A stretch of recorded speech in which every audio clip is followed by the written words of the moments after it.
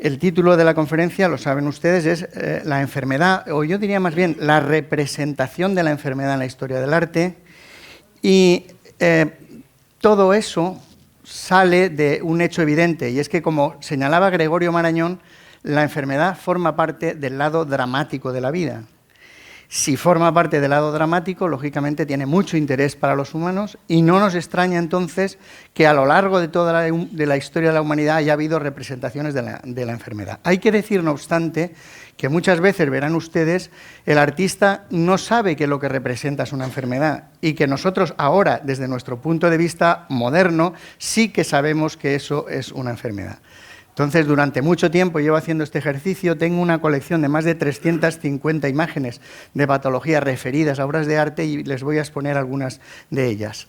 Desde luego, para que haya representación de la enfermedad y haya historia del arte y haya arte, lo primero que tiene que haber es una inteligencia operativa, y el hombre tiene que ser hombre, con la aparición de la inteligencia y la aparición del arte, que no es otra cosa que la aparición de la capacidad de aprehensión y explicación de símbolos. La inteligencia simbólica es lo que define al ser humano en definitiva. Esto que ven ustedes aquí es la primera obra de arte señalada por... Si podemos apagar la luz, quizá fuera bueno... Es la primera obra de arte. Esta es un vaciado de mano paleolítica de las cuevas de la vertiente franco-cantábrica. Hay muchas manos como esta, no sabemos cuál fue la primera de ellas. Pero esto no lo hace un simio. Esto, para hacerlo, tiene que ser un simio inteligente, es decir, un hombre, que es lo que somos al fin y al cabo, ¿no? Pues bueno, requiere un conocimiento técnico importante. Aquí parece que no, pero hay un conocimiento técnico. Primero se le tiene que ocurrir, porque es poner la mano y impregnar el entorno de la mano de un pigmento. Tiene que buscar un pigmento, en este caso un pigmento férrico de color rojizo, tiene que buscar un aglutinante, vegetal o animal, grasa vegetal, tiene que soplar o bien con la boca o más probablemente con un canutillo de hueso o de caña y dejar ese dibujo, dejar esa impronta. Tengamos en cuenta que estamos en el periodo paleolítico, es decir, estamos en torno al 30.000, al 10.000, así antes de Cristo, o sea, una época muy importante. Y ustedes me dirán, bueno, pues eso es una mano. ¿Y dónde está la enfermedad? No en esta mano, pero sí en la otra, que les vamos a señalar enseguida. Aquí ya ven ustedes que aquí pasa algo. Esas son las manos con dedos amputados de la cueva de Gargas en Francia, y se reputa como la primera manifestación de algún tipo de patología con dedos amputados. Aquí hay que decir que hay una controversia considerable. Algunos dicen que son amputaciones por frío, en el Paleolítico hubo periodos de glaciación importantes. Otros dicen que son amputaciones rituales, pero a mí me cuesta creer que nadie ritualmente se quede sin pulgar y sin todas estas falanges. Y otros incluso dicen que es una manifestación en broma del hombre paleolítico, que puede haber cerrado las manos así, o así, o así, y haber hecho el mismo dibujo, ¿verdad? No lo sé, pero la historia considera, la historia del arte, que estas pueden ser las primeras manifestaciones de algún tipo de enfermedad o trastorno. La siguiente nos permite ver, hemos dado un salto ahora y nos vamos al Neolítico, 10.000, 8.000 antes de Cristo, en todas las cuevas y abrigos rupestres del Levante español, aparecen este tipo de imágenes donde ya es el ser humano el que se representa a sí mismo, y quiero hacerles hincapié en este símbolo, que son la importancia que el artista primitivo le da a las piernas, a la musculatura, que es lo que le permite acercarse corriendo a la caza como aquí o huir corriendo de los predadores. Es un primer indicio de representación anatomofisiológica, y hay también una interpretación. Volviendo al Paleolítico, nos encontramos con esta imagen, la Venus de Willendorf, que vista como la vemos nosotros ahora, eso es una estatuita pequeña de no más de 11 o 12 centímetros, o la del Spüre, que es esta otra, es espectacular, esta está vista de frente y esta de espaldas, donde nos aparece una persona del sexo femenino con un acúmulo de grasas espectacular. Eso para nosotros es una enfermedad y tiene un nombre. Se llama obesidad mórbida, una obesidad patológica. Sin embargo, para el hombre primitivo no solo no era una enfermedad, sino que era una ventaja adaptativa. era algo positivo, porque claro, esas sociedades eran cazadoras-recolectoras, vivían de lo que cazaban o de lo que encontraban por los árboles. Cuando no podían cazar o en los árboles no había nada, pasaban hambre. Y estas personas tenían una capacidad de resistencia al hambre porque tenían unas reservas de grasa mucho más importantes que las que no lo eran. Estaban representando, para el hombre primitivo eso era una mujer atractiva, contrariamente a lo que hoy lo vemos una enfermedad, pues no, en absoluto. Entonces era una ventaja adaptativa. Este fenómeno de la esteatopigia es una forma elegante de decir las nalgas gordas, ¿verdad? Acúmulo de grasa en las nalgas. Mi mujer no dice que diga la otra palabra, que ustedes están pensando igual que yo. Y no la diré. Bueno, pues en algunas culturas actuales, todavía en algunos pueblos africanos, etcétera, se sigue valorando este elemento quizá como resabio de aquellos comportamientos que se pierden en la noche de los tiempos. Habrán visto ustedes que los perritos cuando defecan hacen con un movimiento con la patita, y es porque en tiempos en donde pasaban estas cosas, los perros tenían que ocultar su rastro ante los predadores. Ahora en Valencia no hay ningún leopardo que se coma ningún perro, pero ellos siguen haciendo, digamos, de alguna manera ese gesto que es un atavismo, ¿verdad? Bueno, pues bien, siguiente. Empezamos ya con las civilizaciones. Aquello era la etapa, digamos, anterior a cualquier civilización, y ahora vienen las grandes civilizaciones de la antigüedad. Y aquí nos aparece la enfermedad más frecuentemente representada, luego lo veremos en la historia del arte, que es un tipo de enanismo especial que se llama la acondroplasia, que son los enanitos de circo, los enanitos que ahora se les discute su participación en festivales cómico-taurino-musicales. Ese tipo de enanismo, la acondroplasia, se ve representada por el enano Cumhotep de la quinta dinastía, estamos hablando 2500 a.C. Ven ustedes la cabeza grande, la nariz un poco deforme ahí por depresión de los huesos nasales, las piernas cortas y torcidas. Eso lo seguiremos viendo. Este enano Cumhotep era el encargado del guardarropa real, por eso está esculpido y por eso está su vida reflejada en los jeroglíficos que acompañaban al enterramiento donde se encontró esta estatua.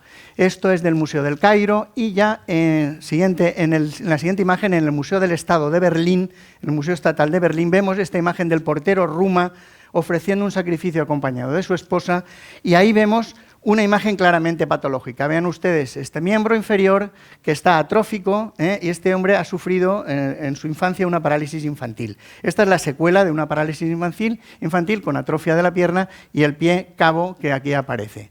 Además lleva ese bastón que presumiblemente es también para ayudarse para la deambulación.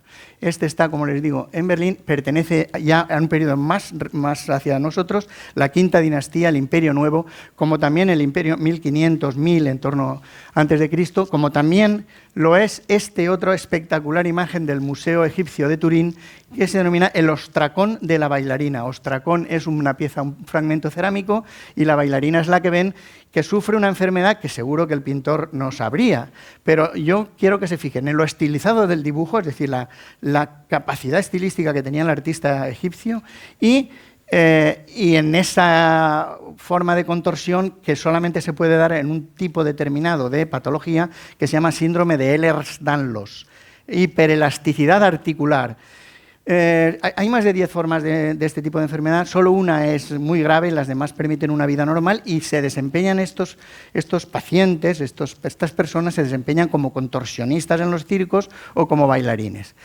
Dando otro paso más, vemos que entramos ya en la cultura clásica, entramos en Grecia. Claro, en Grecia no tenemos pintura de caballete, no disponemos, y la escultórica que tenemos griega es una escultórica que tiende a la perfección.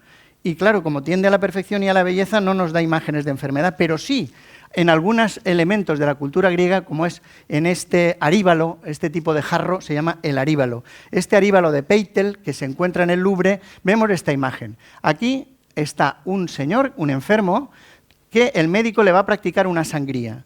Vean ustedes cómo hasta tiene cara de miedo y se retrae. Vean ustedes cómo hace que se va para atrás, y el médico sujeta la vena, sujeta el antebrazo y está buscando la vena para hacerle la incisión, que caerá la sangre aquí en esta crátera que, como ven, está preparada al efecto, ¿verdad? Bien, bueno, esto ya indica, primero, una gran capacidad dibujística y, segundo, una una concepción médica sofisticada. Se hablaba de la teoría humoral, el desequilibrio de los distintos humores que habría que equilibrar haciendo estas sangrías. Les advierto que sangrías se han hecho hasta prácticamente el siglo XX, porque en las insuficiencias cardíacas congestivas todavía he estudiado yo que había que practicar sangrías, entre otras cosas. Bien, en la parte de atrás de esta vasija se encuentra este personaje en el que volvemos a encontrar a otro enano. Fíjense, cabeza grande, la nariz ensillada por depresión del esqueleto nasal, las piernas cortas y torcidas, y si nos aproximamos, verán ustedes como al aproximarnos aparece esta imagen, que más detalle, y aquí lleva una liebre. Este señor era el criado del médico y la liebre era el pago de la sangría que le estaba haciendo el médico. No había entonces seguridad social, tenía que pagarse aunque fuera con liebres. Bien, siguiente. Pasamos a la civilización romana. Aquello era siglo V, VI antes de Cristo y ahora pasamos al siglo I después de Cristo. Ahí en tiempos de Nerón y toda la dinastía que ustedes conocen bien.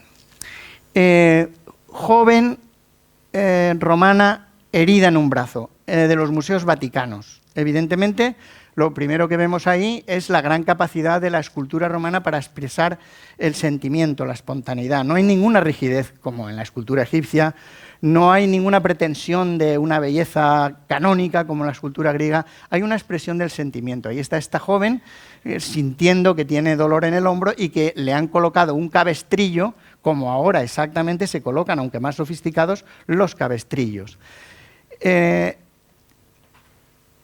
La civilización romana decae a lo largo de una serie de siglos, se pierde la capacidad técnica de representación y entramos en la larga noche de la Edad Media y llegamos hasta el siglo XII. Esto ya es del siglo XII, pintura románica. Esta está en el Museo Nacional de Arte de Cataluña, es de San Clemente de Taüll y es la curación de un leproso. Y nos hemos fijado solamente en la figura del leproso, donde el pintor gótico utiliza una forma de representación algo primitiva. Como vemos, el dibujo ha retrogradado respecto a los dibujos de la época, incluso egipcia, ha retrogradado. Vemos cómo se representan los colores muy planos, no hay relieve, los trazos de contornos son muy intensos, ¿no? Y hay una cierta tosquedad en este dibujo. Y a pesar de ello, ha representado un señor que es paralítico, tiene las piernas muy, muy delgadas, se apoya en un bastón para poder caminar y tiene toda esta serie, aunque están esquemáticamente representados, de lesiones en la piel, que son los lepromas. Es la forma más grave de lepra, la lepra lepromatosa, que cursa con polineuritis y unas ulceraciones y unas lesiones en la piel. El perro está lamiéndoles las heridas, como así solía suceder. En la siguiente nos vamos al gótico. Estamos ya en el XII románico. A partir del siglo XII hasta el XV, incluso hasta el XVI, en algunas regiones europeas, se implanta el estilo gótico. El estilo gótico es el que conocemos, tan airoso, con los arcos apuntados, ojivales, con los rosetones, con las vidrieras, con las altas columnas, y con estos elementos decorativos que son las gárgolas, que tienen una función decorativa y otra funcional, que es sacar el agua de los tejados para lanzarlo al medio de la calle. Bueno, pues esto lo tenemos en la lonja de Valencia. Este es de la lonja. Si ustedes se sitúan en el cuerpo central de la lonja, verán en el cuerpo central, arriba a la derecha, está esta figura que desde la calle no se ve bien, pero si la vemos de cerca vemos que es un señor que sujeta a otra persona sobre su cabeza. Estas son las nalgas, este es el orificio anal, esto es la bolsa testicular. Y claro, si llueve y eso empieza a echar agua, es exactamente lo que le pasa a un enfermo de cólera. Tiene una diarrea acuosa, diarrea coleriforme. Cuando llueva, se van ustedes allí a la lonja y verán una diarrea coleriforme como la imaginó el artista fantástico de finales del siglo XV, gótico tardío. Siguiente. De escuela castellana, también gótica, es este milagro tan heterodoxo, tan políticamente incorrecto, que hoy no se podría pintar. Ahí están San Cosme y San Damián, que han cogido a un señor que le faltaba una pierna y han cogido la de otro y se la han puesto a él. Pero claro, esto hoy en día, ustedes comprenderán, un paciente blanco con un otro de color, pues no. San Cosme y San Damián los hubieran puesto a parir en las redes sociales, si me permiten ustedes la expresión. Pero bueno, entonces era un milagro. Hoy en día el doctor Cavadas Eso lo hace como, no digamos práctica común, pero ya está al alcance de la civilización contemporánea, lo que en la época del gótico era un milagro. De gótico había muchas líneas, el gótico francés lineal, el gótico italiano, el gótico internacional y el gótico flamenco. Pues bueno, esto es del gótico internacional y lo traigo aquí porque además lo pueden ver en el Museo de Bellas Artes de San Pío V. Es el retablo de Fray Bonifacio Ferrer, que está en el Museo de Bellas Artes. Y aquí tenemos esta imagen que, si nos aproximamos, veremos que la Virgen se ha desmayado. Es una imagen de un síncope, una lipotimia de origen emocional, vasovagal.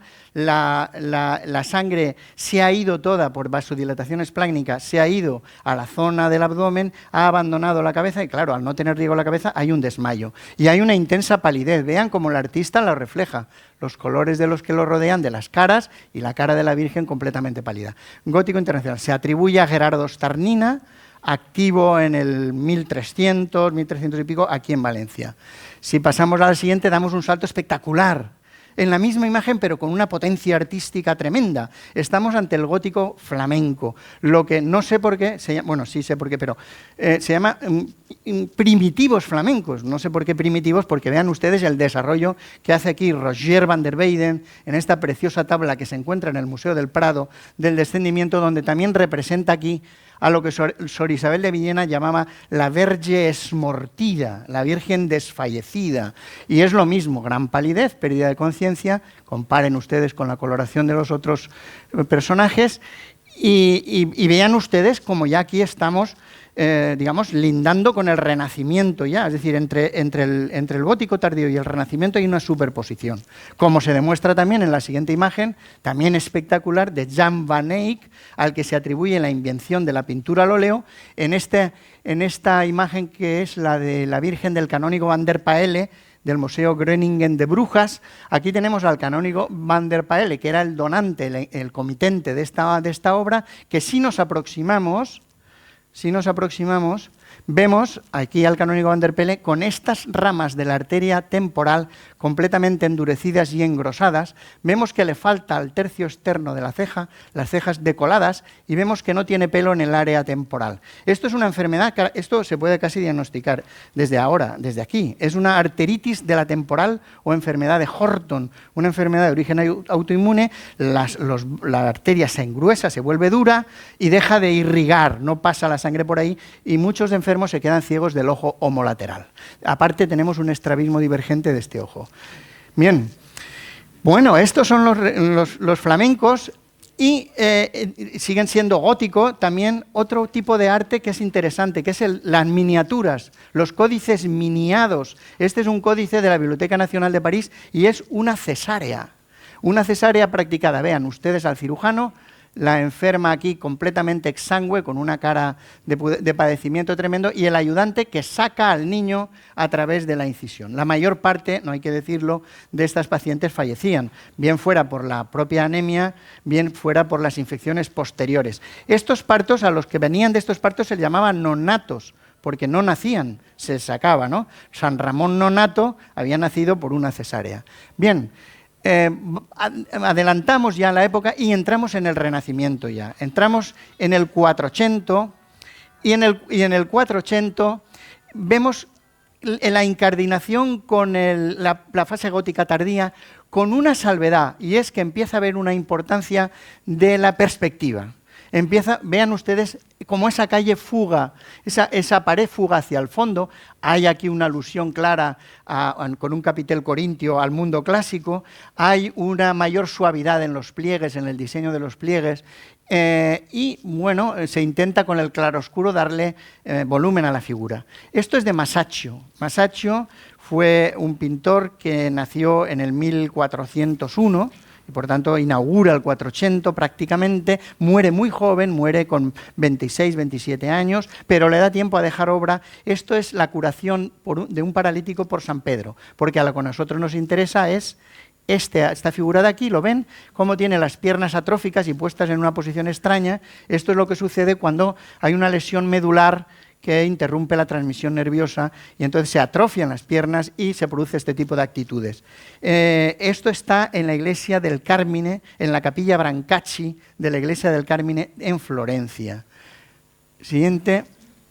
Avanzamos un poquito más y tenemos a Ghirlandaio, ya en el primer tercio del Cinquecento, Ghirlandaio con este abuelo con su nieto, que es muy conocida esta imagen, y nos muestra, según el profesor Pijuan, cómo coexiste el realismo casi un poco hasta dramático, patético, con esa nariz que ahora hablaré de ella, que correspondería a la influencia flamenca, y este niño que ya es plenamente renacentista, suave, armonioso, delicado. Ahí hay una especie de, diciendo, un arte se va, que es el gótico, y otro arte viene, que es el renacimiento.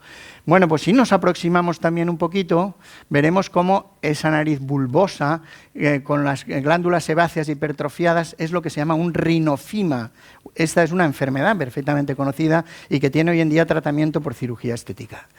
En el siguiente, siguiendo en el Renacimiento, pasamos a España. Este cuadro, pintado alrededor del 1500 aproximadamente, es de Machuca, de Pedro Machuca y de su hijo Fernando Machuca. Se llama Cristo ante Pilatos, está en el Prado, y a mí lo que me interesa es esta figura de aquí. Si nosotros nos aproximamos a ella, vemos, fíjense en qué nariz tiene. ¿La ven ahí? Toda ella. No tiene bultos, pero sí está enormemente agrandada. Tiene un aspecto pseudo-tumoral. Y esa imagen corresponde a lo que se llama un rinoscleroma, que es una enfermedad infecciosa rara producida por una bacteria que se llama Klebsiella rhinoscleromatidis.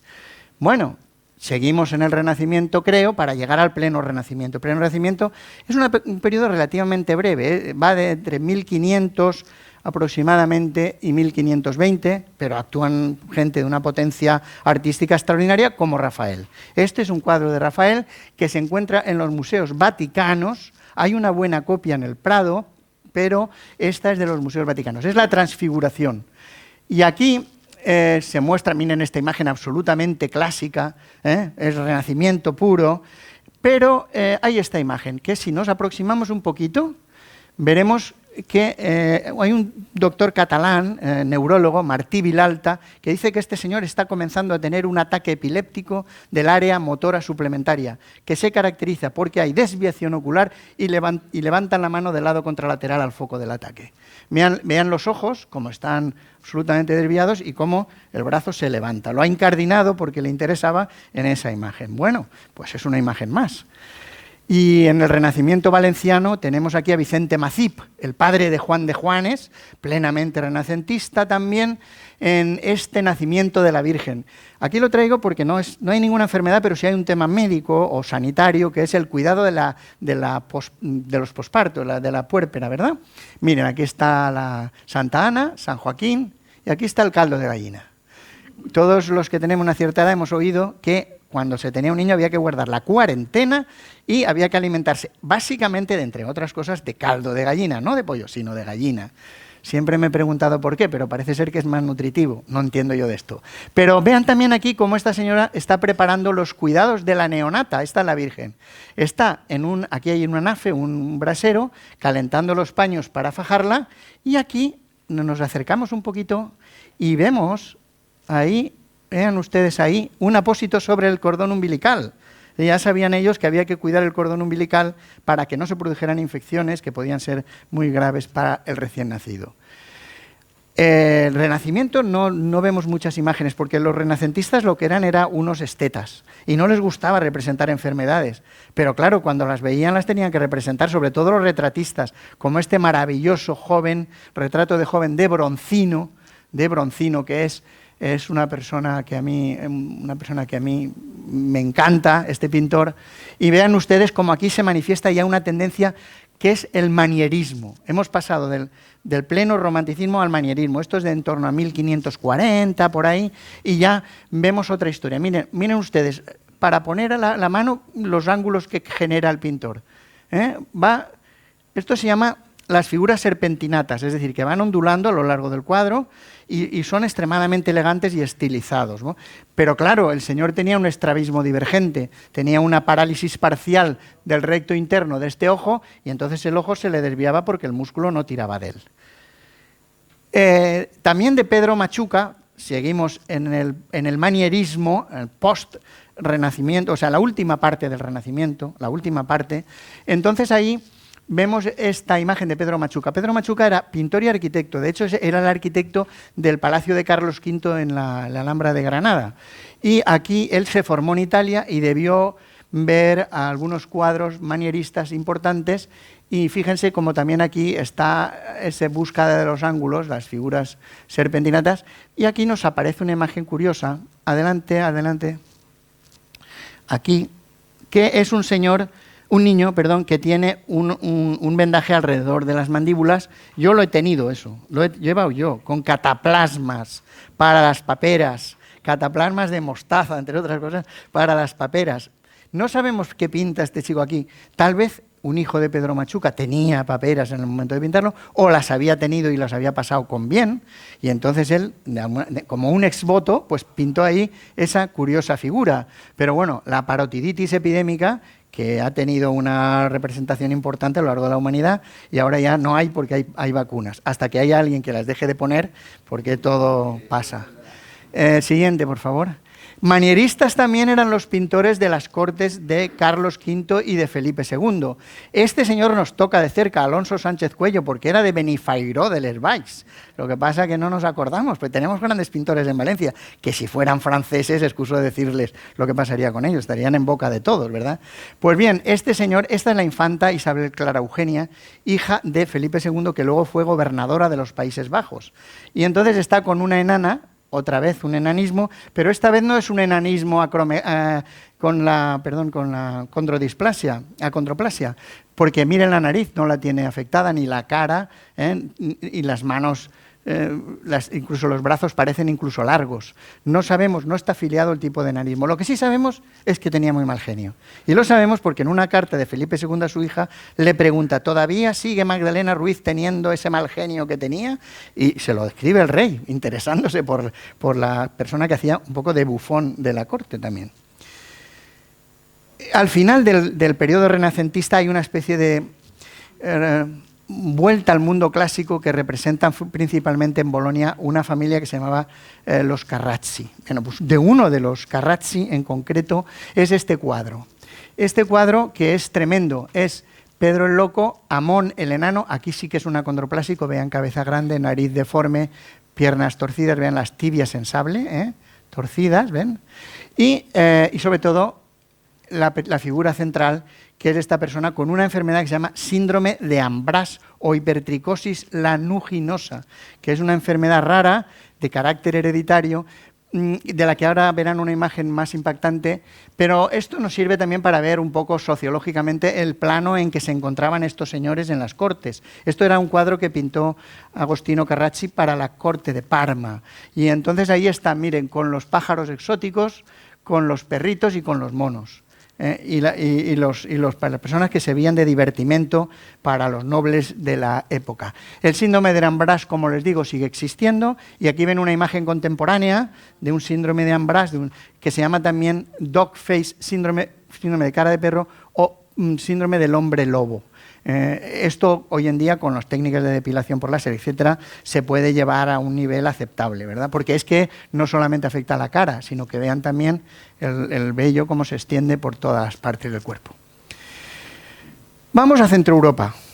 El Renacimiento italiano ha sido un equilibrio, una estética. El Renacimiento centroeuropeo tiene un carácter un poquito más dramático, tiene un carácter un poquito más realista. Veían el viejo con la nariz así, influencia de los flamencos y centroeuropeos, y ahora vamos a ver esto, que esto es espectacular. Esto es el panel de las Tentaciones de San Antonio del retablo de Isenheim, que se encuentra en el Museo Unterlinden de Colmar, en Francia, en esa región que según las épocas de la historia es francesa o alemana, ¿verdad? En Alsacia-Lorena, ¿vale? Entonces aquí vemos a San Antonio con una larga barba blanca, pues acosado por demonios monstruosos, pero aquí, si adelantamos, vemos esta figura, que es espectacular. Y yo creo que de toda la colección que tengo es la más espectacular. Este es un moribundo afecto de lo que conocemos hoy como ergotismo, y en tiempos de la época en que vemos se llamaba fuego de San Antonio, por eso ahí están en las tentaciones de San Antonio, porque los enfermos de esto se encomendaban a ese santo para obtener la curación que raras veces se producía. Bien, ¿esto qué ocurre aquí? Mira, no tiene dedos, tiene gangrena en la piel, incluso aquí en torno del ombligo, ven que está gangrenándose, el ombligo está protrudiendo, el abdomen está grueso, engrosado porque tiene líquido dentro, porque están destruyéndose su hígado y sus vísceras. Está muriéndose, es un moribundo, porque, claro, la ergotina es un veneno que se encuentra en el hongo del cornezuelo del centeno. Es un honguito que contamina el grano de centeno. Si se muele ese hongo, se come el pan y la ergotamina lo que produce es un estrechamiento de los vasos, un espasmo de los vasos tan intenso que acaba produciendo gangrena por falta de riego. Yo he alcanzado a ver, cuando yo trabajaba de adjunto en el 12 de octubre de Madrid, he alcanzado a ver un caso de ergotismo en un alemán que vivía en Toledo. Entonces se hacía enviar pan de centeno y lo consumía. Y en alguna partida debió estar eso no bien controlado. Estoy hablando de los años 70. Y entonces nos vino con un cuadro muchísimo más leve que todo esto, porque al principio es que se ponen los dedos amoratados y duelen cantidad, les queman. Por eso, fuego de San Antonio. Dentro de estas mismas expresiones del norte europeo y del centro de Europa está el Bosco, que es un pintor cuya rareza es obvia. Bien, el Bosco tiene esta extracción de la piedra de la locura, que está en el Museo del Prado, donde esto es una falsa operación. Esto era mentira, era un fraude. Es decir, nos acercamos un poquito y vemos como el médico, falso médico, está operando a un señor. Y aquí están pues, los espectadores y los ayudantes. ¿Qué hacía? El médico lo llamaban por una enfermedad mental, el hombre cogía y decía, no se preocupen, eso es una piedra que se la he hecho en el cerebro. Tenía una piedrecita él en el bolsillo, la cogía, hacía la rajita, la metía dentro por ahí y la sacaba diciendo, ya la tengo, he sacado la locura. Y a veces se curaban. Lo mismo que ahora con los placebos, ¿saben ustedes? ¿No? Bueno, les dan agua con azúcar, oiga, usted tómese esto que se curará. Y la gente se cura, alguna, evidentemente. Las que tienen una participación psicosomática muy importante y no orgánica. Bien, esto todo sigue siendo pintura renacentista. Y aquí, esta fue la que me indujo a mí a toda esta búsqueda. Esta fue mi primera imagen de la colección. Esta es de Marinus van Reimerswalde, de 1540 y tantos, que está en el Prado, el cambista y su esposa. Vemos que de entrada una palidez aquí empastada frente al marido, y si nos acercamos un poquito, vemos aquí una cosa curiosa que ya la deben estar viendo, que es un rosario de bultos en el lateral del cuello, que son los ganglios linfáticos engrosados. Hay una cadena linfática engrosada que solo puede ser dos cosas.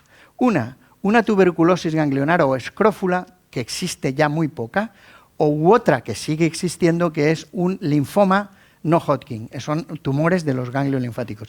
Yo acababa de tener, hacía pocos días, un caso espectacular de linfoma no Hodgkin, manifestado a través de ganglios laterales, lo diagnostiqué yo, o lo sospeché en un inicio por este hallazgo, luego se confirmó, era un arquitecto madrileño famoso y que falleció a consecuencia de la enfermedad, desgraciadamente, y cuando llego al museo, luego que lo visité por casualidad en un viaje, me encuentro con esto y digo, hombre, qué interesante, un diagnóstico retrospectivo en un cuadro de una enfermedad actual, y a partir de ahí vino esta manía. Yo ahora no puedo ir a los museos, siempre voy buscando lo que no toca. Bueno, y ahora ya terminamos ese Renacimiento y entramos en el Barroco. El Barroco es una época que, como dice Guillermo Carnero, es una época de teatralidad hipertrofiada y morbosa. Una de las épocas más brillantes de la historia del arte, dice él. Pero quédense con lo de teatralidad hipertrofiada y morbosa. ¿Qué ha pasado aquí?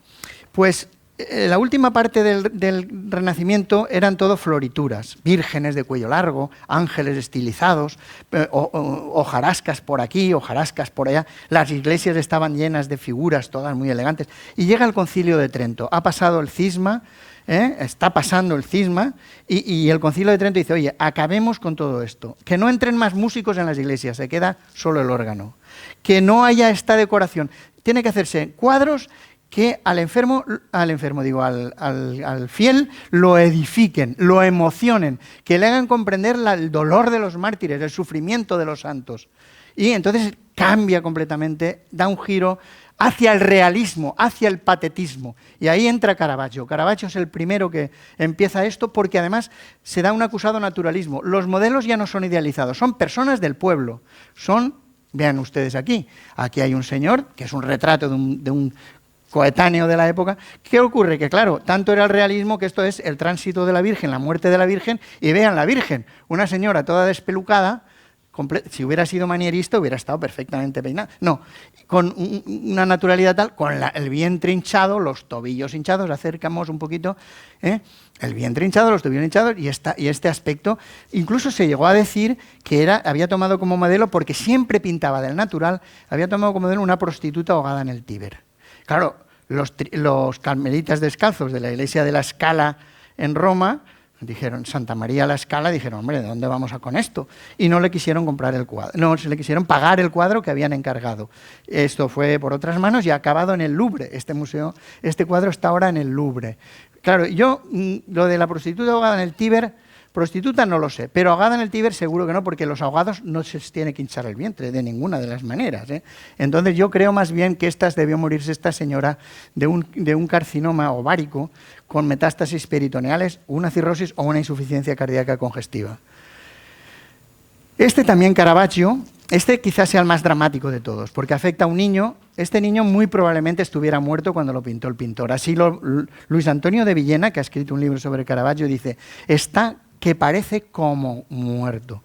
Yo para mí que estaba muerto, la palidez intensa, vean ustedes la inflamación que tiene la sinovitis de la muñeca, tiene la rodilla globulosa también inflamada, ambas, tiene la exposición semiflexionada de las piernas, que es cuando menos les duele cuando están inflamados, tiene la recesión de la mandíbula porque se les afecta la articulación temporomandibular y se les va retrayendo la mandíbula. Esto es una enfermedad gravísima de carácter reumático infantil que se llama el reumatismo poliarticular de la infancia, enfermedad de Still, artritis aguda, artritis idiopática juvenil o enfermedad de Still.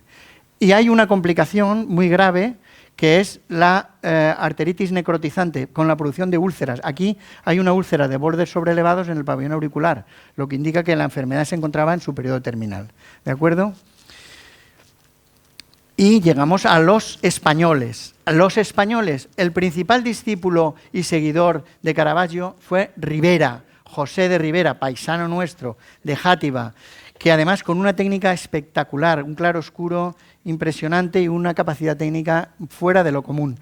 El españoleto, José Ribera, pintó a esta mujer que se llamaba Magdalena Ventura, la mujer barbuda de los Abruzos, que, la historia está contada aquí, en latín. Entonces, ha habido quien se ha molestado en traducir, estaba buscando yo aquí quién ha sido, porque Fernando Benito, que ha sido director del Museo de San Quinto, además es un experto en Ribera, incluso dice, Fernando Benito, que Ribera aprendió de Caravaggio en Valencia, porque en el Museo del Patriarca, el Patriarca tenía copias de Caravaggio, de buena calidad, las tiene, yo les invito a que vayan, hay 2, 3 o 4 copias de Caravaggio.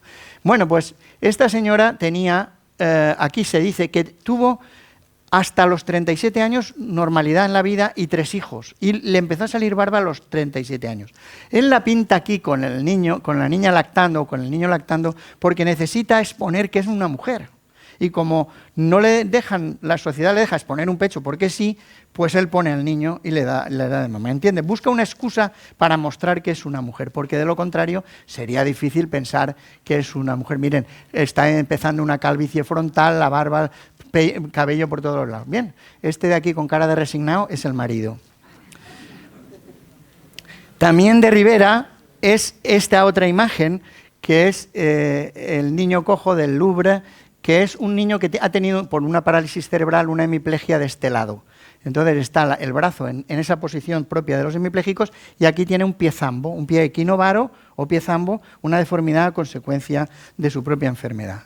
Y en la última, que es la más espectacular de todos, tenemos esta es de una colección privada, la anterior era del Louvre y esta es de una colección privada europea.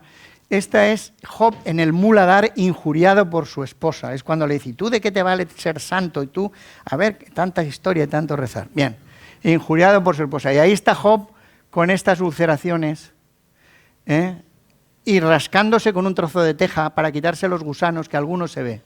Algún gusanito se ve por ahí. Bien, esto es un pioderma gangrenoso. Ya no lo vemos con esta gravedad, porque hay modo de atajar esa evolución tan dramática, pero un pioderma gangrenoso, ¿eh?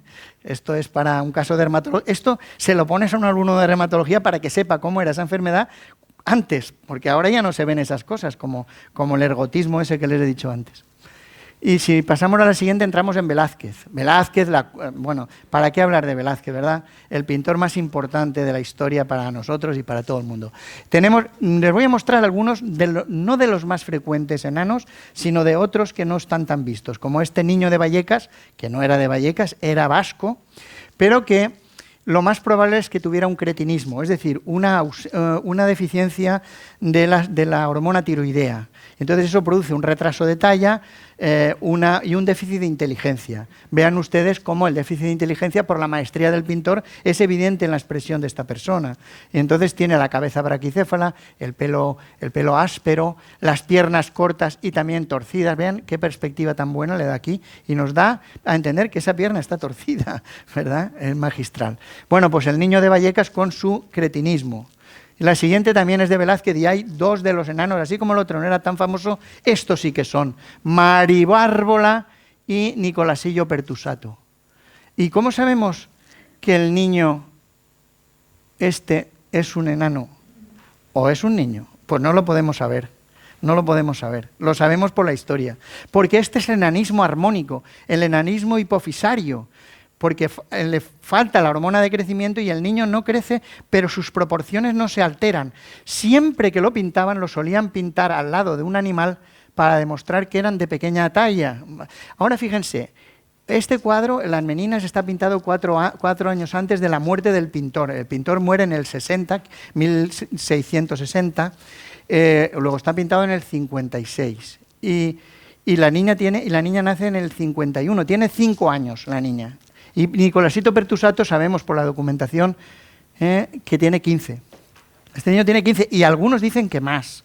Luego es un enanismo armónico. Y a su lado Maribárbola, una enana de origen alemán, que es un enanismo de otra índole. La mayoría piensa que es un enanismo de los llamados enanos de circo, los que les he dicho antes, la acondroplasia. Yo pienso en otras enfermedades, pero no voy a entrar en disquisiciones que me haría muy largo. Sobre esta enferma, en los que nos dedicamos a estos juegos histórico-artísticos, tenemos mucha controversia. Yo pienso que podría ser una sífilis congénita de comienzo tardío, que también afecta al esqueleto de la nariz y también produce retraso de talla, pero los brazos, por ejemplo, no altera su longitud. Y si ustedes estiran este brazo hasta para abajo, le llega casi hasta media pierna. En fin, estas son historias que no puedo insistir porque me voy de tiempo. Sí, eso es el detalle y a continuación pasamos a la siguiente. Esto lo traigo porque es de Valencia, también está este cuadro aquí en Valencia.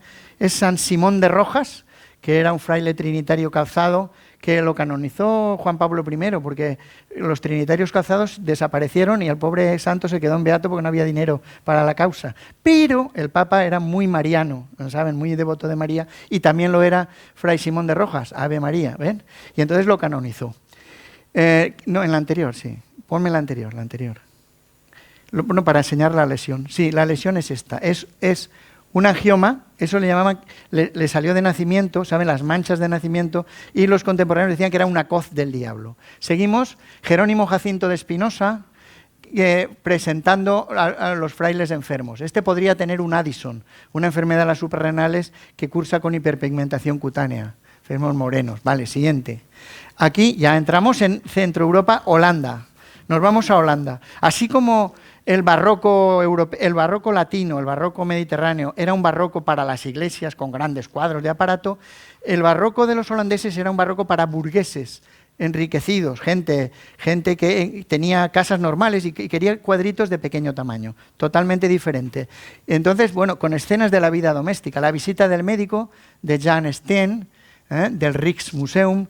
Aquí tienen una enferma que probablemente tuviera un vértigo. Está con la cabeza apoyada en un lado, porque, ¿saben? Cuando uno tiene vértigo tiene que buscar la posición de la cabeza.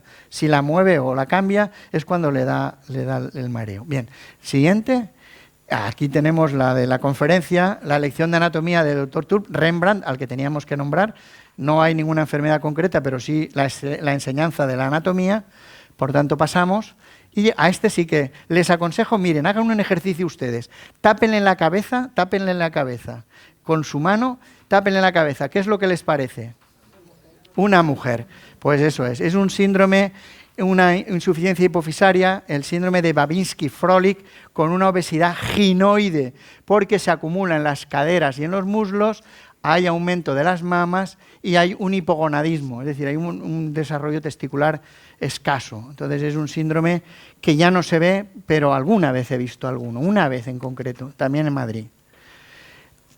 Al final viene el rococó. El rococó es una forma de un barroco quintaesenciado. Ya llegamos al final, llegamos ya al siglo XVIII, y el siglo XVIII, claro, acaba en 1789 con la Revolución Francesa, que se carga todo lo que hay. Camón Aznar tiene una frase muy buena, dice, el rococó es un arte al borde del abismo, porque iba a venir el abismo. Ahí ya las fiestas galantes, los carnavales, la comedia del arte, toda la vida placentera, Luis XIV, Luis XV, todas estas historias.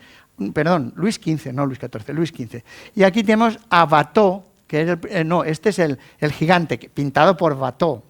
Gilles el gigante, con un gigantismo hipofisario también. La facies es armónica, porque le ha empezado a funcionar la hormona de crecimiento por la hipófisis cuando todavía es joven, entonces lo puede crecer en longitud. ¿Qué pasa?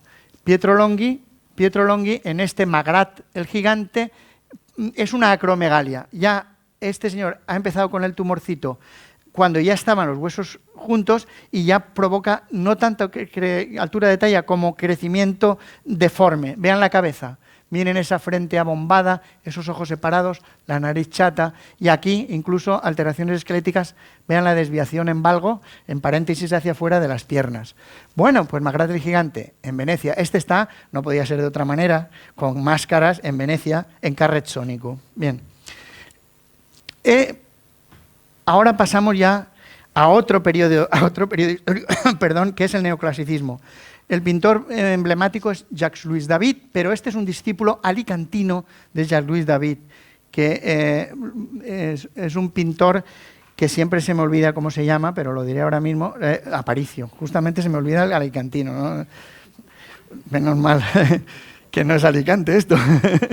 Bueno, pues José Aparicio e Inglada, tiene una calle además, la calle del pintor Aparicio en Alicante, era discípulo de David, y este cuadro, que se llama nada menos La fiebre amarilla en Valencia, ¿verdad? Tienen un enfermo de fiebre amarilla en una actitud muy digna, ¿no? Dentro de lo que cabe, una vuelta a la austeridad y a las formas de la Roma y la Grecia clásicas. Está en la Academia Nacional de Medicina de Francia, este cuadro de un valenciano. Siguiente. Mariano Salvador Maella era discípulo de Mengs, que es el otro gran representante, y también se encuentra en este museo, y lo he traído aquí porque si nos acercamos a esta figura verán una parálisis también de una extremidad inferior, una monoplegia, que se ayuda con un bastón. La siguiente. Con el neoclasicismo coexiste temporalmente el romanticismo. No varían en la técnica pictórica, pero sí en la elección de temas. Los románticos buscan temas exóticos, espectaculares, para atraer la atención del espectador. Géricault, el autor de la célebre Balsa de la Medusa, o Los náufragos de la Medusa, iba a la Salpêtrière, al manicomio, y buscaba locos y los pintaba. Esta es una loca probablemente por esta expresión de ausencia plana, de inexpresividad, probablemente fuera una demencia senil, lo que hoy sería un Alzheimer, ¿verdad? Siguiente. Gros, el pintor de Napoleón. Este es Napoleón en Jaffa, también es un pintor romántico. Como ven, es lo que les decía yo, escenas exóticas, se iban al norte de África, pintaban en África. Tal. Pues esto es Napoleón en Jaffa visitando a los apestados. Ahí se ve al gran corso metiendo la mano, adelanta, en la axila donde crecen los bubones de los apestados. Yo estoy convencido que Napoleón no se acercó a un apestado a menos de 1 kilómetro, pero bueno, había que exaltar. La pintura, antes de que existiera la tele y estas cosas, también tenía un trasfondo político. Es decir, buscaban los pintores hacer propaganda con los medios que había, entre ellos la pintura, ¿verdad?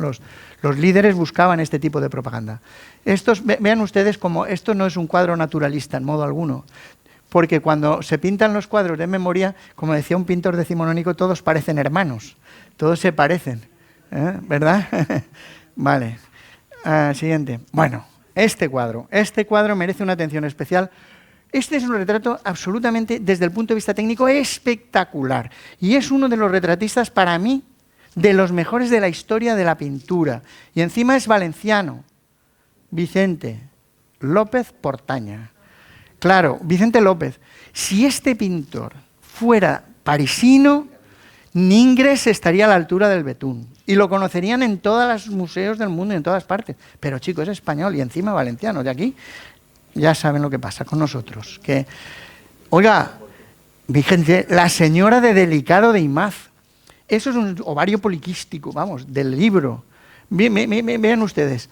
El aspecto viriloide, la recesión frontal del cabello con esa frente ancha, la sinofridia, un poquito, el bigote insinuado, el apunte de barba, la obesidad, síndrome de Stein-Leventhal, ovario poliquístico, muy probablemente, y además con una fecha perfecta, es pintura romántica. Esto está pintado en la época de Fernando VII, porque el peinado es un peinado a las 3 potencias.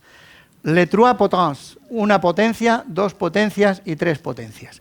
Eso es de la última etapa del reinado de Fernando VII. Este cuadro está pintado en 1830 y el rey fallece en 1833, solo 3 años después. El señor Delicado de Imaz era un rico que tenía mucho dinero y le pagó a Vicente López, que hizo un retrato delicioso en cuanto técnicamente hablando. Y la señora, además, fíjense cómo se aceptaban a sí mismos se aceptaban. Hoy en día no lo hubieran dejado hacer esto. Hubieran hecho Photoshop, hubieran dicho, oye, quítame aquí, esto de aquí, esto de allá, y por aquí, y por allá. No. Óigame, la señora está segura de sí misma. Yo admiro a la señora Delicado de Imaz y no la dejo poner en la cabecera de mi cama porque mi esposa no me deja. Bueno, bromas aparte, Goya. Llegamos a Goya rápidamente. No sé si les estoy abrumando, pero llegamos a Goya y llegamos con una de las múltiples etapas por las que Goya pasa, que es el rococó. Esta es una pintura del rococó con expresión popular, ¿no? Entonces este se llama Niños pobres en el pozo. Si se acuerdan del Niño de Vallecas de Velázquez, verán que la imagen de este chico es muy parecida al niño de Vallecas. El pelo ralo, braquicefalia, facies de viejo y las piernas cortas y un poquito torcidas. Y además la maestría de Goya. Es que ha pintado un escalofrío. Porque además estos enfermos tienen hipersensibilidad al frío, característicamente. Y entonces los demás están más o menos normal y este, baja talla, está temblando con escalofríos. El retrato de un escalofrío. Si alguna vez quieren hacer mención a los efectos del clima en el ser humano, aquí está el escalofrío que pintó Goya. En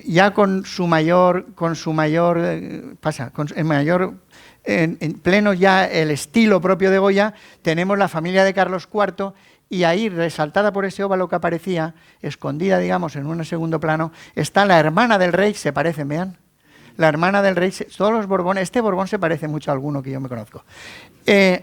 Esta señora era cuñada, por tanto, de María Luisa de Parma, y María Luisa de Parma decía de María Josefa que era una graz. Una graz es una uva verde, que si alguna vez la hemos mordido, aquello es más áspero que ni se sabe. O sea, que no se podían ver. Entonces, esta señora la vamos a ampliar ahora perfectamente con la siguiente. Y tiene esto ahí. Esto aquí no es baladí. ¿Esto qué es? ¿Es una lesión melánica tipo melanoma o tipo nebus gigante? ¿Es un parche terapéutico para las cefaleas como sufría, nos consta que sufría y se ponían parches terapéuticos, o es un adorno?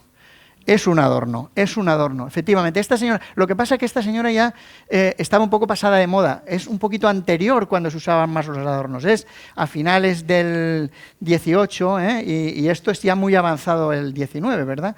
Entonces, ese adorno también está, no he traído la imagen, pero está en la Cayetana de Alba, que está en el Hispanic Society de Nueva York, vestida de maja, señalando aquello del solo Goya. Ahí lo verán en la sien también ese parche. Se utilizaban esos adornos. Y como los lunares falsos, los grains de boté, que no nos quejemos tanto, que yo en mi infancia, en mi primera infancia, veía gente de mi casa pintándose lunarcitos. Y se pintaban, ustedes lo saben que se pintaban lunarcitos con un lapicito. Le grain de beauté, los granos de belleza de los franceses, tan sofisticados siempre. Bueno, y Goya muere en 1828 a la edad de 82 años, pero 9 años antes de eso sufre esta enfermedad de la que es atendida por el doctor Arrieta. Esta es el doctor Arrieta atendiendo a Goya, y aquí en la leyenda esa dice que le salvó la vida en su aguda y peligrosa enfermedad, que era dolorosa, vean la expresión de dolor, que le dificultaba la respiración, está semisentado, vean ustedes que hay un apoyo ahí detrás de la cama, está semisentado, el médico lo ayuda a incorporarse, tendría dificultad respiratoria, probablemente insuficiencia cardíaca congestiva, infarto agudo de miocardio, es mi diagnóstico para este cuadro. Goya murió, como digo, 9 años después por un ictus, perfectamente documentado, un accidente cerebrovascular agudo. Esto es para que ustedes se asombren como yo y como cualquiera. Pero fíjense, esto en el 1866, llega Courbet, el origen del mundo, y pinta ese cuadro. El realismo social, para que todos digan, oh, y en el 1866 vivía la reina Victoria, los victorianos, los puritanos. Aquí teníamos a Isabel II, que no era tan puritana, pero que también en la sociedad española del momento, dígame, pasa la siguiente, pasa. Porque de ese realismo viene esta imagen, que es de Sorolla. Viene de ese realismo social, aunque el cuadro anterior es de 1866, este es del 1899, pero viene de esa escuela del realismo social. La técnica pictórica está mucho más avanzada en Sorolla, pero él quiere llamar la atención. De hecho, este cuadro, que está aquí en Mancaja, como todos saben, en la fundación, se iba a llamar Los hijos del placer, pero le dijo Blasco Ibáñez, hombre, no vayamos a meternos en líos, y le puso Triste herencia, porque pensaban en la época que todas las parálisis cerebrales se debían a la sífilis. Y entonces que todos estos casos eran de hijos de sifilíticas. Y entonces, no es verdad. Es verdad que la sífilis puede producirlo, pero también la meningitis, otras enfermedades infecciosas o incluso traumas durante el parto, en la cabeza, por pasar por el canal del parto. Entonces, estos son hemiplegias o paraplegias de origen en una parálisis cerebral, son parálisis espásticas, por eso se pueden apoyar, aunque sea apoyándose con un bastón, pero ellos pueden caminar, y ahí está el fraile de San Juan de Dios de la Malvarrosa que lo lleva a bañar. Esto supone la cúspide de la carrera de Sorolla. Sorolla, que lo pinta en 1899, concurre con él en 1900 al Gran Premio Internacional, a la Gran Exposición Universal de París, saca el Grand Prix, la máxima distinción, y el año siguiente, en el año 1891, saca, no, ya me he descontado, 1901, saca el premio de honor de la Exposición Nacional Española. Todo lo que podía tener un pintor en aquella época, y lo consagra en el mundo, de hecho. El impresionismo rompe los esquemas pictóricos clásicos, cambia las técnicas, modifica todo y empieza a romper los esquemas canónicos. Pero de enfermedad tiene muy poco. Les he traído esto aquí de Degas, que está en el Museo d'Orsay, porque es lo poquito que hay en referencia al alcoholismo. Este se llama El Ajenjo. Evidentemente hay un cuadro aquí depresivo o alcohólico, y aquí vean ustedes un alcoholismo crónico con la creación de telangiectasias en la punta de la nariz, la facies vultuosa que se dice de los enfermos alcohólicos crónicos. Bueno, y llegamos al siglo XX, y con el siglo XX ya desaparecen las escuelas, los estilos. Como dice Camón Aznar, los estilos ya no son epocales, son individuales, y por tanto ya cada uno expresa lo que quiere. Y entonces ya se producen, aunque hay intentos de cubismo, suprematismo, expresionismo, posexpresionismo, pero bueno, la cosa es que, digamos, por decirlo de alguna manera, si el canon es el carril, se descarrila, ¿no? Bien. me van a permitir que haga solo unas menciones porque quiero acabar, con unas referencias a pintores actuales, bueno, contemporáneos, digamos así, y referencias, enlaces con la cultura pictórica clásica. Aquí tenemos la nana de Picasso, del Museo Picasso de Barcelona. Esta nana podríamos incardinarla en esos cuadros centroeuropeos con las tentaciones de San Antonio, esos cuadros aparatosos. Es de la fase expresionista del pintor y es un enanismo acondroplásico que vuelve a aparecer aquí, la acondroplasia. Como ven, la estamos repitiendo en todas las épocas de la pintura. La siguiente es el enano Gregorio el Botero en Sepúlveda, del Museo del Castillo de Pedraza. Entonces, este cuadro de Zuloaga representa otra vez un enano acondroplásico y podría estar inserto en el clasicismo velazqueño. Tiene un porte clásico que no lo puede evitar. El siguiente, este es muy curioso, porque cualquier cardiólogo ya lo estaría diagnosticando. Si hay alguno en la sala, ya lo he diagnosticado. Es patognomónico. Este es Dick Kett, el pintor se llama Dick Kett y estaba enfermo del corazón y se autorretrataba porque no podía salir de casa. Se fatigaba enseguida, se quedaba en su casa. ¿Y qué nos recuerda? A mí me recuerda un retrato de la época del post-renacimiento, del último renacimiento, el manierismo. La técnica, desde luego, es depuradísima. Hace poco ha habido en el MUBIM, en el IBAM ha habido una exposición con un cuadro de este pintor. Solo pintaba bodegones y autorretratos, no podía salir. El pobre hombre tenía, fíjense, cianosis nasal, chapeta en malares, cianosis labial, dedos en palillo de tambor y uñas en vidrio de reloj. Es por una grave enfermedad que se llama tetralogía de Fallot, donde la aorta sale del lado izquierdo, del lado derecho y la pulmonar del lado izquierdo. Entonces se mezcla la sangre con oxígeno, con la de sin oxígeno y allí se arma una enfermedad gravísima que lo llevó muy pronto a la muerte. Murió 3 o 4 años después de pintar este tipo de retratos. Y Frida Kahlo, que la ligamos al surrealismo y nos la podíamos llevar de la mano a ver al Bosco, ¿o no? ¿Verdad que la podíamos llevar a ver al Bosco? Este es de un museo de la Ciudad de México que se llama Museo Dolores Olmedo Patiño, que yo no lo había oído hasta ahora, pero le puedo decir que es así. Y bueno, pues ahí está Frida Kahlo, ahí tiene la sinofridia, la unión de las dos cejas, tiene su bigotillo y tal. Pero eso también puede ser, no necesariamente por trastorno hormonal, también puede ser de tipo racial, de tipo, una cosa de la propia persona, no sin que tenga manifestación de enfermedad. Y la otra, este es tremendo. Este está también en Valencia, no muy conocido. Este es Ricardo Verde. Esto está en el Museo de la Ciudad y es de un patetismo espectacular. Se llama La Maltratada. Y lo ven, es que ya lo ven. O sea, es un síndrome de estrés postraumático. Esa mujer tiene cara de síndrome de estrés postraumático. Es que si la tristeza tiene una expresión, Ricardo Verde la ha logrado plasmar. De hecho, si tuviera que buscarse una imagen para cualquier asociación del entorno del maltrato, de la violencia de género, esta podría ser La Maltratada de Ricardo Verde. Es de la colección de Adolfo de Azcárraga, que la cedió entera al Museo Municipal y está ahí, lo pueden ir a ver porque es, como ven, lo que se llama un trois crayons, por lo menos tiene carbón y sanguina. Estamos en Willendorf, en el Paleolítico. Hemos vuelto al Paleolítico con Lucian Freud y su supervisora de la Seguridad Social durmiendo. Hemos vuelto al Paleolítico, o en todo caso a Rubens. Lo que pasa es que Rubens era más optimista. Y no sé por qué este hombre, Lucian Freud, era más tendente a la depresión. Pero bueno, es lo mismo, una obesidad mórbida. Ahora sí, en este siglo sí, con Lucian Freud sí. Entonces no, pero ahora sí, obesidad mórbida. Y bueno, ya no solamente estamos en el Paleolítico, sino que ya hemos ido a las cuevas del Neolítico, porque aquí tenemos esas figuras, ¿ves? Los cazadores con flechas, de Basquiat, que murió pronto. Esto es de una colección de una galería de Nueva York, que seguramente lo ha vendido por millones de dólares. Millones de dólares. Como también por millones de dólares se ha vendido la siguiente imagen. He puesto el título para que haya algo en la diapositiva. Porque esto es minimalista, este cuadro está en el Guggenheim, ahí lo tienen, ahí. Guggenheim, está en el museo, ¿vale? Vale, entonces aquí es la imagen, lo he traído porque dirán, ¿por qué tiene que ver con la medicina? Yo creo que es la imagen de la muerte. Si alguien ha pintado la muerte, ese ha sido Riemann.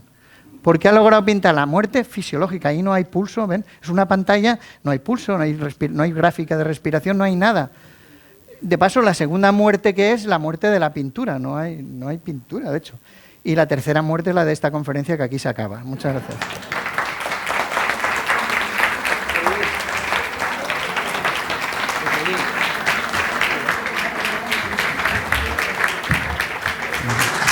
Bueno, la verdad es que hoy hemos asistido para mí a 3 lecciones magistrales. Una, la que nos ha hecho el ponente sobre la historia del arte. Hemos dado la vuelta a toda la historia del arte y habéis visto cuánto sabe. Otra, en la que nos ha hablado de la medicina y cómo ha demostrado cuánto sabe. Y lo que para mí es más importante, y es que ha conseguido enlazar la historia del arte y la historia de la medicina y hacerlo como lo ha hecho. Y eso para mí es lo más importante. Muchísimas gracias, don Alejandro, porque la verdad es que ha sido una velada extraordinaria. Bueno, pues ahora, como es nuestra razón de ser, si hay alguna persona aquí en la sala que quiera hacer alguna aportación o alguna pregunta, seguro que nuestro ponente le podrá contestar.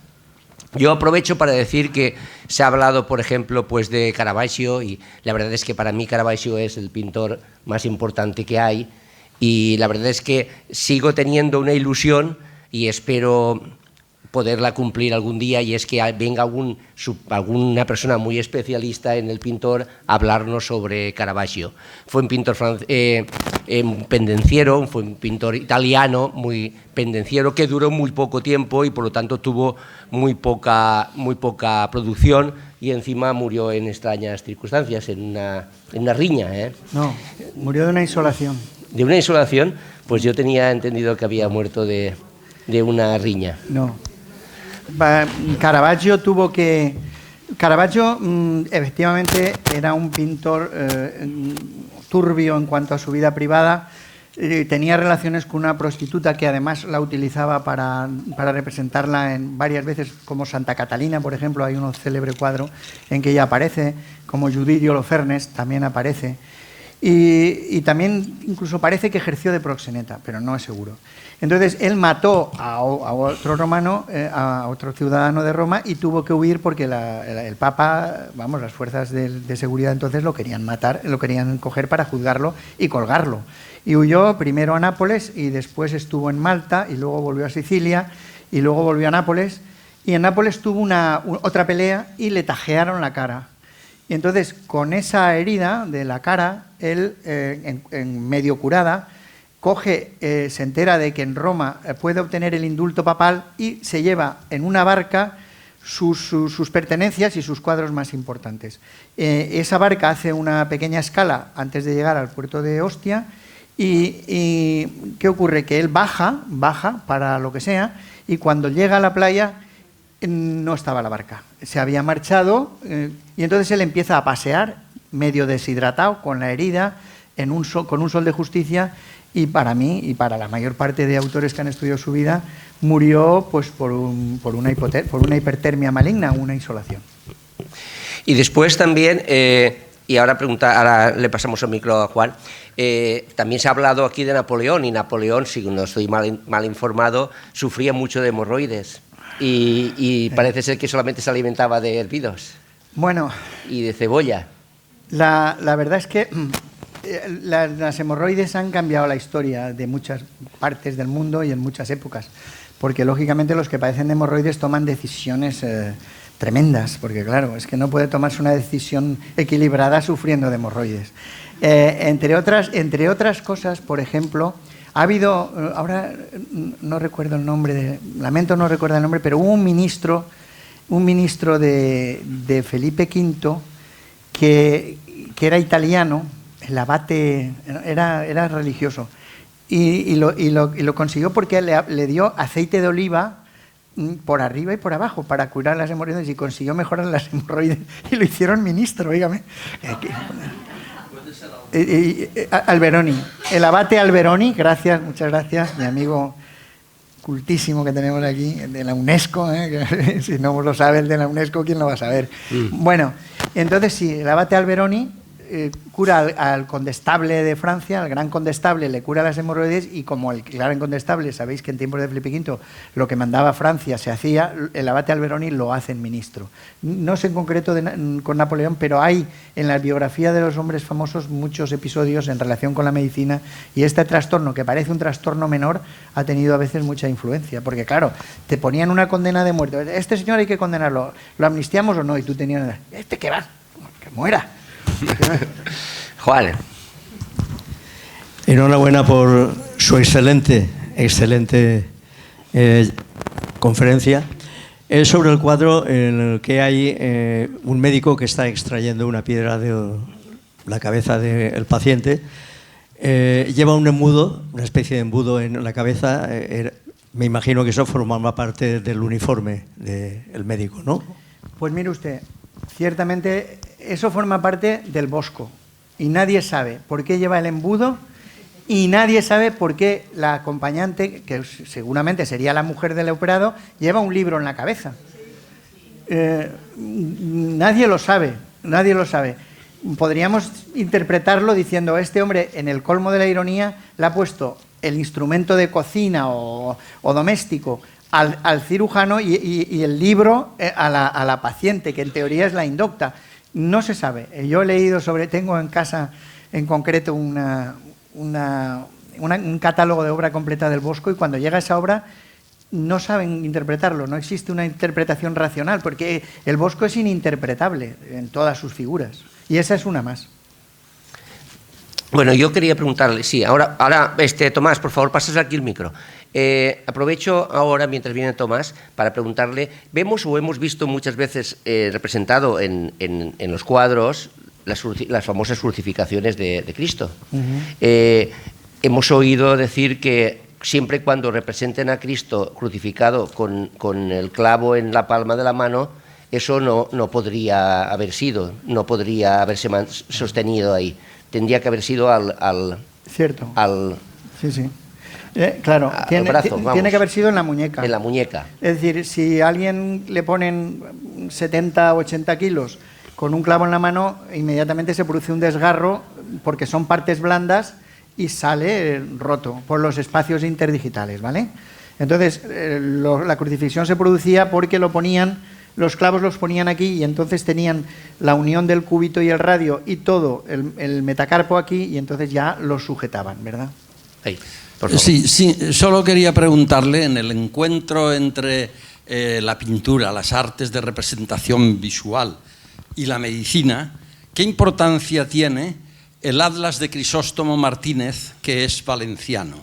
El Atlas anatómico, que dio origen a un desarrollo importante, creo, de la anatomía y ¿qué lugar habría que ponerle? ¿Es de primer nivel mundial?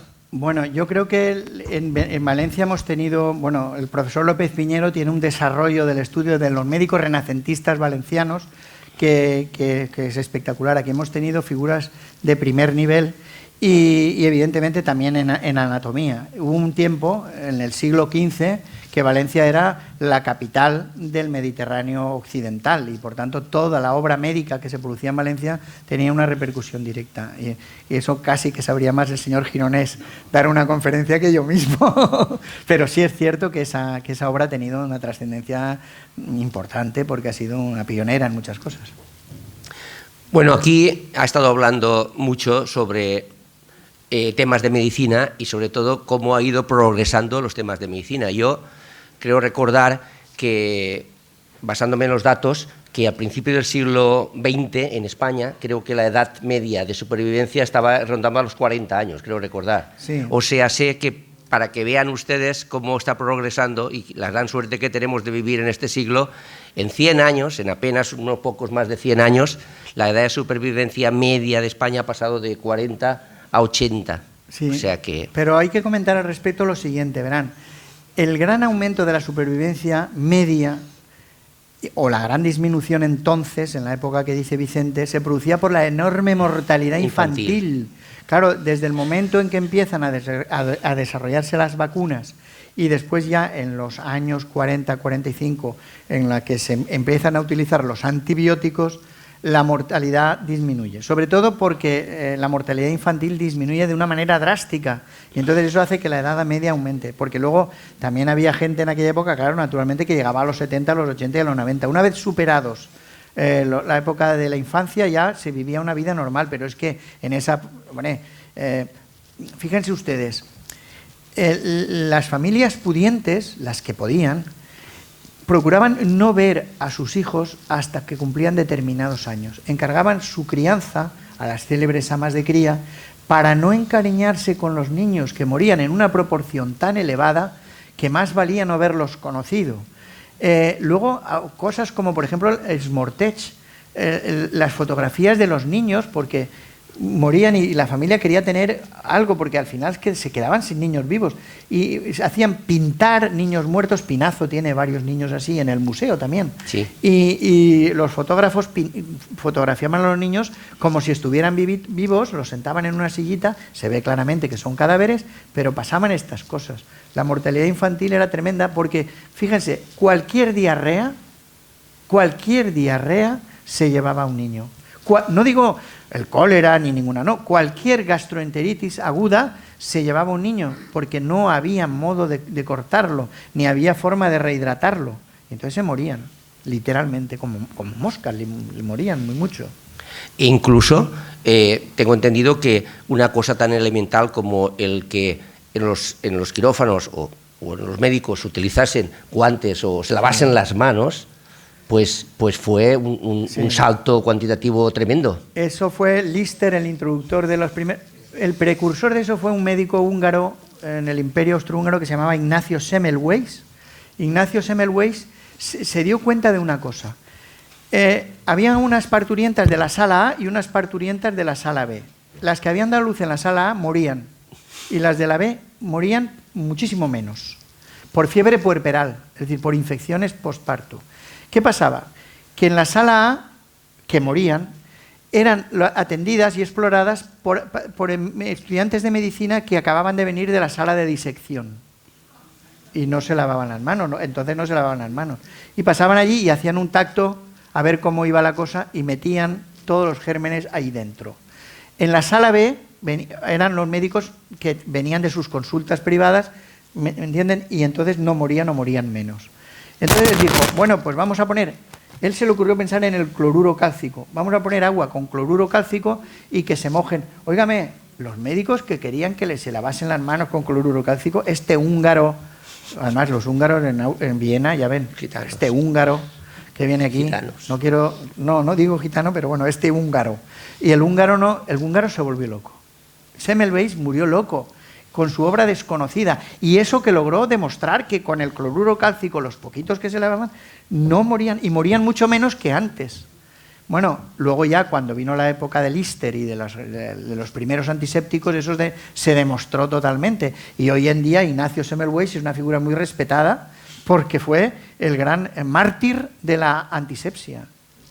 O sea que muy bien la observación. Muchas gracias. ¿Alguna pregunta más? Bueno, pues si no hay más preguntas, yo tengo una pregunta porque quisiera que a ver así aquí el amigo Alejandro si nos deja la sesión con una esperanza. Y es una esperanza ante lo que tenemos en el mundo en este momento. ¿Sí? Sí, el coronavirus. ¿Nos podemos terminar con alguna esperanza? Vamos a ver. Miren ustedes, periódicamente llega el fin del mundo. Periódicamente llega el fin del mundo y el fin del mundo pasa periódicamente. Miren, el coronavirus comparado con el virus ébola es, el coronavirus sería un gato y el ébola sería un tigre, para hacernos una idea en cuanto a mortalidad, etcétera, etcétera, etcétera. Hubo el ébola, pasó el ébola, incluso tuvimos un caso de ébola con un gran aparato. Pues yo creo que es algo muy parecido. Al final, los seres humanos estamos expuestos a las cosas que pasan. En 1918 hubo una gripe espectacular que se llamó en aquellos momentos la gripe española, una injusticia histórica porque no era verdad, y la célebre cucaracha. Yo todavía he tenido pacientes en su momento que dicen, no, mi madre murió de la cucaracha, mi padre murió de la cucaracha. Pues la gripe y el ébola no, ¿eh? El ébola es otra cosa. La fiebre amarilla es otra cosa, ¿eh? Pero el coronavirus es un virus como el virus de la gripe, vamos a ver si nos aclaramos. Con variaciones, pero más o menos. Entonces, ¿quién puede tener miedo aquí del coronavirus? Pues muchos de los que estamos aquí. Yo tengo 70 años y mi mujer unos poquitos menos, pero ella y yo estamos inmunosuprimidos, yo por un proceso reumático y ella por un proceso mamario. Entonces nosotros podemos tener miedo, pero la población en general normalmente no. Es lo mismo que la gripe, es igual. Lo que pasa es que lo ideal sería que desarrollaran pronto una vacuna y nos pudiéramos vacunar, pero bueno, hay que ponerlo todo en su contexto, ¿verdad? No hay que decir no pasa nada, pero tampoco... vivimos en un mundo que tiene una inflación de información, está hiperinformado, y el hiperinformado es mal informado. Cuando uno está tan informado de las cosas, al final acaba estando mal informado. Es como si nosotros... Imagínense que nosotros tuviéramos... había una película que igual han visto ustedes, de Ray Milland, que se llamaba El hombre que tenía... El hombre... ¿Sí? En el otro. Sí, se le acaba la pila a esto. Y es que hablo demasiado, ya me lo dice Malén. Había una película que se llamaba El hombre que tenía rayos X en los ojos, de Ray Milland, de los años 50. Y el hombre, claro, al principio estaba encantado porque empezaba y veía a todas las chicas y, claro, las veía sin ropa, los rayos X, hasta que empezó a verlas el esqueleto. Y entonces, claro, si nosotros nos ponemos una lente de aumento, vemos una mosca y salimos corriendo. Y entonces estamos poniendo lentes de aumento, no digo que a moscas, pero a cosas que, en fin, hay que ponerlas en su contexto. O sea, yo creo que hay que ser prudentes, hay que ser prevenidos, las autoridades tienen que tomar las medidas que tienen que tomar, pero bueno, tampoco hay que entrar en pánico. Yo sabía que terminaríamos bien la sesión.